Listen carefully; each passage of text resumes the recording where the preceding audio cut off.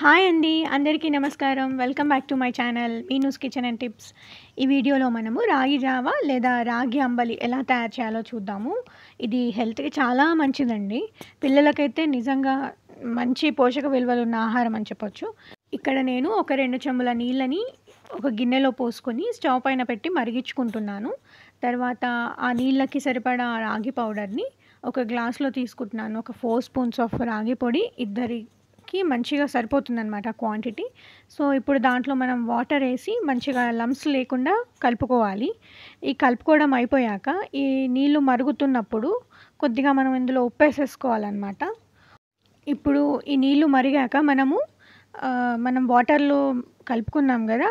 ఆ రాగి పౌడర్‌నంతా గూడా మనం ఈ బాయిల్ అవుతున్న వాటర్‌లో యాడ్ చేసి మంచిగా ఉడకనివ్వాలి దాన్ని. చూస్తున్నారు కదా! ఈ వీడియోలో కనిపిస్తున్న విధంగా ఉడకనివ్వాలనమాట. మీకు ఉడికిందా లేదా అనేది కూడా దాని కలర్ చేంజ్ అవుతుంది. తెలుస్తుంది మనకి. అప్పుడు స్టవ్ ఆఫ్ చేసి కాస్త చల్లారనిద్దాము. ఈలోపు మనం ఏం చేద్దామంటే పెరుగు ఉంటుంది కదా!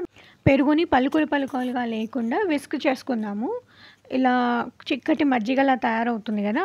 దాన్ని మనం ఉడికిచ్చి చల్లారి పెట్టుకున్న రాగి జావలో కలుపుకుందాము. మన కన్సిస్టెన్సీకి తగ్గట్టుగా, మన టేస్ట్‌కి తగ్గట్టుగా ఏదైనా కూడా.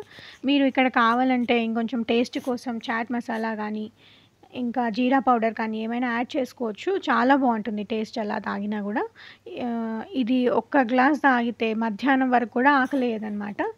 మీరు బ్రేక్‌ఫాస్ట్ కూడా స్కిప్ చేసేయొచ్చు. అంత టేస్టీగా ఉంటుంది.